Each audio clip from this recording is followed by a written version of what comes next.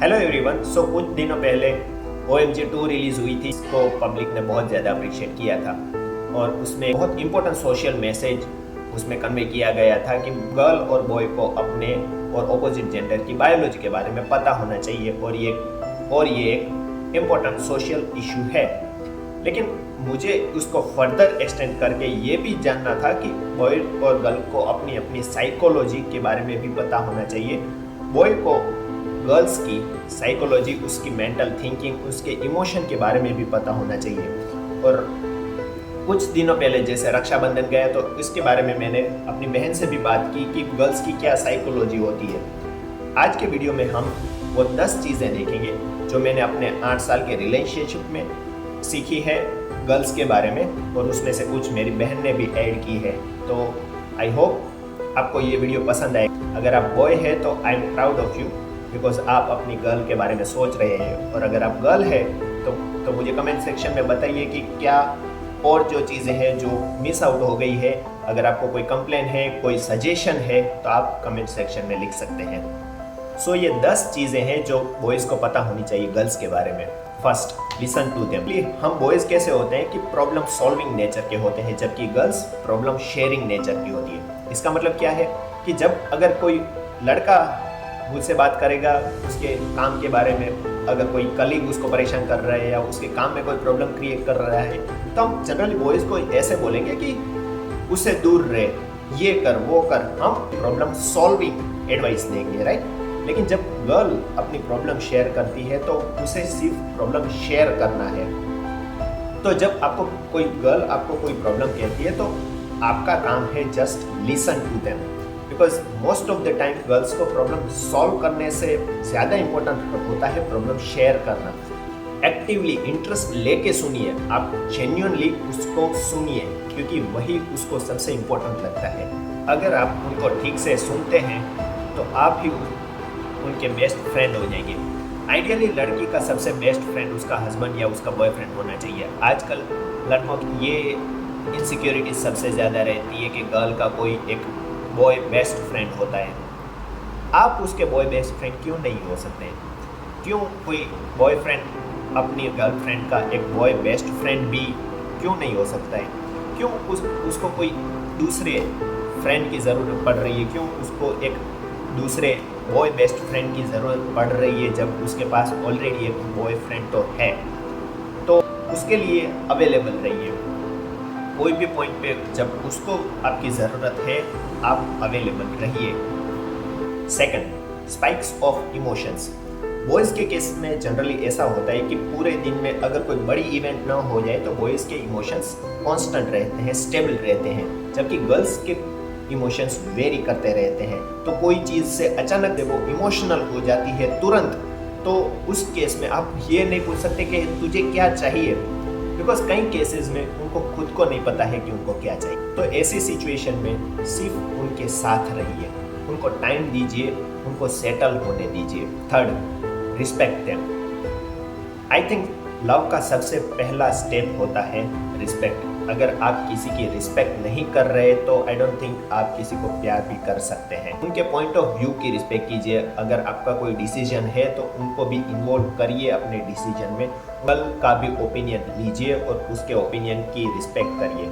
उसके वैल्यूज़ की, उसके व्यूज़ की, लाइफ के बारे में उसकी जो थिंकिंग है उनकी आपको वैल्यू करनी चाहिए, उनकी रिस्पेक्ट करनी चाहिए। Fourth, trust them. Just because वो गर्ल है उसका मतलब ये नहीं है कि उसको कई सारी चीज़ें पता नहीं होगी। उनके ऊपर भरोसा कीजिए।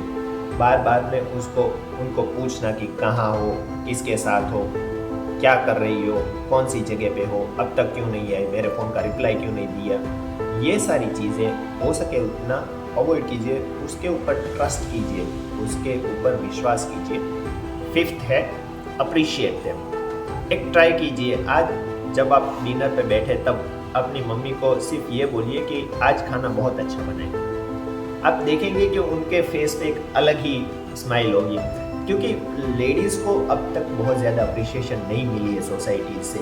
ओके, आपने देखा होगा कि गांव में या पहले के टाइम पे जब लड़कियां पूरे दिन काम करती रहती थी, घर का काम करती रहती थी, फिर भी उनको अप्रिशिएशन नहीं मिलता था। तो अगर आप थोड़ा सा भी उनको अप्रिशिएट करते हैं तो उनको बहुत ज़्यादा अच्छा लगता है। तो उनकी छोटी छोटी बातों को अप्रिशिएट कीजिए। वो जो भी आपकी लाइफ में वैल्यू ऐड कर रही है उनको अप्रिशिएट कीजिए, क्योंकि कोई भी लेडी या लड़की जो आपकी लाइफ में एक पॉजिटिव वे में वैल्यू ऐड कर रही है और जो आपकी बहुत क्लोज रिलेशन में है उसको अप्रिशिएट कीजिए। जनरली देखा गया है कि जो प्रोफेशनल वर्क कर रही है, जो लड़की कमा रही है, उसको ज़्यादा वैल्यू मिलती है। जब अगर कोई लड़की घर संभाल रही है तो उसको इतना अप्रिशिएशन नहीं मिलता है। तो उसको अप्रिशिएट कीजिए, बिकॉज घर संभालना ये भी एक बहुत बड़ी बात है। उसको इग्नोर मत कीजिए। आपकी मदर ने भी जब आपको इतना बड़ा किया है तो आपको पता है कि ये कितनी बड़ी चीज़ है। तो अगर कोई लड़की सिर्फ घर संभाल रही है, कमाती नहीं है, तो उसको भी उतना ही अप्रिशिएट कीजिए, बिकॉज ये भी एक बहुत बड़ी चीज़ है। 6, enjoy every small moment with them. Boys का क्या होता है, जनरली कहीं पे अगर आपने देखा होगा कि घूमने भी जाते हैं तो वो शांति से बैठे रहते हैं, जबकि गर्ल्स अगर आप देखते हैं तो वो रील्स बनाती है, डांस करती है, खेलती है, कूदती है, एंजॉय करती है। गर्ल्स इन द मोमेंट में लाइफ को एंजॉय करने के बारे में ज़्यादा सोचती है। तो उनके साथ एंजॉय कीजिए। जो छोटी छोटी मोमेंट्स होती है जब वो किसी चीज़ को एंजॉय कर रही होती है, तो एक अगर आप छोटे बच्चे को जैसे ट्रीट करते हैं, आइडियली इस तरह से उनको ट्रीट करना चाहिए। तो जो छोटी छोटी चीज़ें होती है जो वो करती रहती है, वो छोटे छोटे मोमेंट्स को आपको एंजॉय करना चाहिए। जैसे आप एक बच्चे के साथ खेल रहे हैं, तब जैसे उस मोमेंट को एंजॉय करते हैं, आइडियली आपको ऐसे ही उनके साथ खेलना चाहिए, उनके साथ मोमेंट स्पेंड करने चाहिए। 7, talk about finance with them. हम लड़कों का कैसा होता है कि पैसों का ज़्यादा अच्छे से हिसाब नहीं रखते हैं, जैसे लड़कियों से भी ओपिनियन लीजिए उनका, बिकॉज फाइनेंस में वो थोड़ी सेट रहती है। उनको पता होता है कि कहाँ पे पैसे खर्च करने चाहिए, किसको कितने पैसे देने चाहिए और कहाँ पे आप पैसे ज़्यादा खर्च कर रहे हैं। तो उनके साथ एक ओपन जेन्युइनली उनके साथ फाइनेंस डिस्कस कीजिए। बिकॉज अगर आप सीरियस रिलेशनशिप में सोच रहे हैं, अगर लॉन्ग टर्म रिलेशन में सोच रहे हैं, तो सबसे बड़ी यही चीज़ आपको या आपके रिलेशन को अफेक्ट करेगी जब आप फाइनेंस को अच्छे से मैनेज करेंगे। तो उसके लिए उनके साथ डिस्कस कीजिए। हर एक छोटी छोटी चीज़ फाइनेंस की होती है, वो उनके साथ बैठ के डिस्कस कीजिए। अगर आप एक हाई वैल्यूड वुमन को डेट कर रहे हैं या आप उससे हाई वैल्यूड वुमन के साथ मैरिड है, तो वो फाइनेंस के बारे में आपको बहुत ही अच्छे से हेल्प कर सकती है, क्योंकि उसको फाइनेंस के बारे में ज़्यादा पता होगा आपसे। क्योंकि हमारी थिंकिंग इमोशनल हो जाते हैं। लड़के जब फाइनेंस की बात आती है तो थोड़ा कैजुअल हो जाते हैं, स्ट्रिक्ट नहीं रहते हैं। लेकिन लड़कियां अगर हाई वैल्यू लड़की है जो एक सिस्टमेटिकली फॉलो करती है अपने फाइनेंस को, तो बेस्ट एडवाइज़र वो होती है जब आप उसे फाइनेंस में इन्वॉल्व करते हैं। जब आप उनसे फाइनेंशियल एडवाइस लेते हैं तो लड़कियां एक बहुत अच्छी फाइनेंशियल एडवाइज़र हो सकती हैं। 8, help them in house core. Generally society में ये माना जाता है कि लड़का घर के काम नहीं करता है, किचन में लड़का जा ही नहीं सकता है। तो आज के टाइम में ये सोच बदलनी पड़ेगी। अगर हम एक्सपेक्ट करते हैं कि लड़कियां जॉब करके घर में फाइनेंशियल हेल्प करें, तो लड़के को भी किचन में लड़की की हेल्प करनी पड़ेगी। और इसमें कुछ शर्म की बात नहीं है।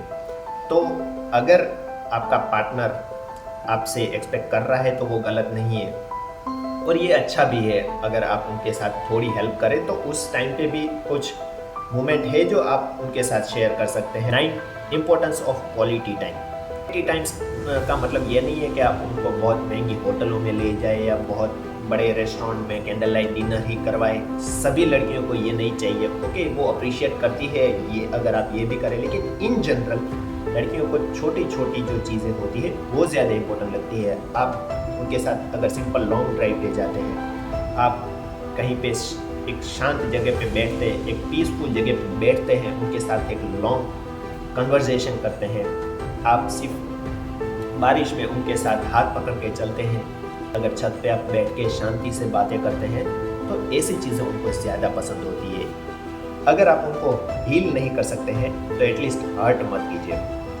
लड़कियाँ अपने आप को बहुत ज़्यादा हर्ट करती रहती है, ओवर थिंक करके फिजिकली अपने आप को हर्ट करती रहती है।